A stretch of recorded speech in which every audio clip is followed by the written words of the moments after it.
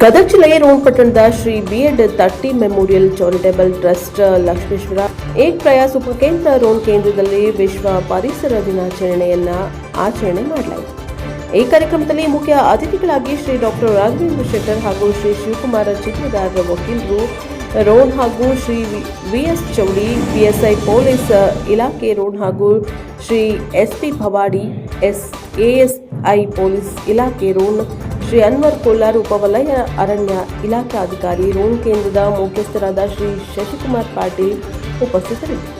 ಪ್ರಾಸ್ತಾವಿಕ ನುಡಿಗಳನ್ನು ಶ್ರೀ ಶರಣಬಸಪ್ಪ ಎನ್ ಮಾಸ್ತರ್ನವರು ಮಾತನಾಡಿದರು. ಎಲ್ಲ ಮಕ್ಕಳು, ಪಾಲಕರು ಮತ್ತು ಸಿಬ್ಬಂದಿಗಳು ಹಾಜರಿದ್ದು ನಿರೂಪಣೆಯನ್ನು ಶ್ರೀಮತಿ ಕವಿತಾ ಹಿರೇಮಠ್ ಮಾಡಿದರು. ವಂದನಾರ್ಪಣೆಯನ್ನು ಶ್ರೀಮತಿ ಶಾಂತಾ ಗೋಟೂರು ನೆರವೇರಿಸಿದರು. ಬ್ಯೂರೋ ರಿಪೋರ್ಟರ್ ರುದ್ರಪ್ಪ ಹೆಬ್ಬಳ್ಳಿ ಬೆಳಗೋಣ. ತನ್ನನ್ನು ತಾನು ಸುಸ್ಥಿತಿ ನೋಡೋಕೆ ಪ್ರಕೃತಿ ಏನ್ ಬೇಕಾದ್ರೂ ಮಾಡ್ಬೋದು. ನಾವೇನ್ ಮಾಡ್ತಿದ್ವಿ ಅಂದ್ರೆ ಮನುಷ್ಯನ ನೈಸರ್ಗಿಕವಾದ ಅರಣ್ಯವನ್ನು ನಾಶ ಮಾಡಿ ಕಾಂಕ್ರೀಟ್ ಅರಣ್ಯವನ್ನು ನಿರ್ಮಿಸ್ತಾ ಇದ್ದೇವೆ.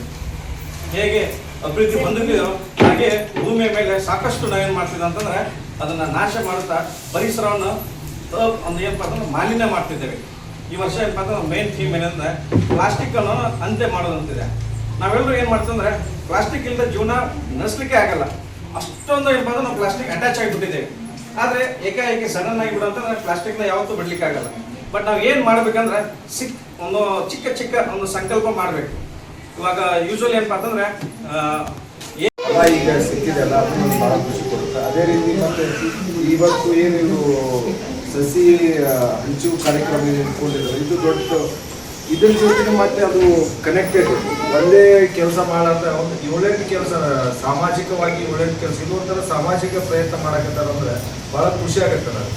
ಈ ಥರ ಸಮಾಜ ಕಳ್ಕಳೆ ಇಟ್ಕೊಂಡು ಏನು ಬೆಳೆಸ್ಕೊಂಡು ಈ ಥರ ಮುಂದುವರಿದು ಅವ್ರಿಗೆ ನಮ್ದು ಏನಾದ್ರು ಸಪೋರ್ಟ್ ಇದ್ದು ನಾವು ಸಪೋರ್ಟ್ ಕೊಡ್ತೀವಿ ಅಂತ ಹೇಳ್ತಾರೆ. ನನಗೆ ಚಿಕ್ಕ ಭಾಷಣ ಮಾಡೋಕ್ಕೆ ಅವಕಾಶ ಮಾಡಿಕೊಟ್ಟಂಥ ಈ ಸ್ಕೂಲ್ ಎಲ್ಲದಕ್ಕೆ ನಾನು ಹೇಳ್ತಾ ನಾನು ಯಾರು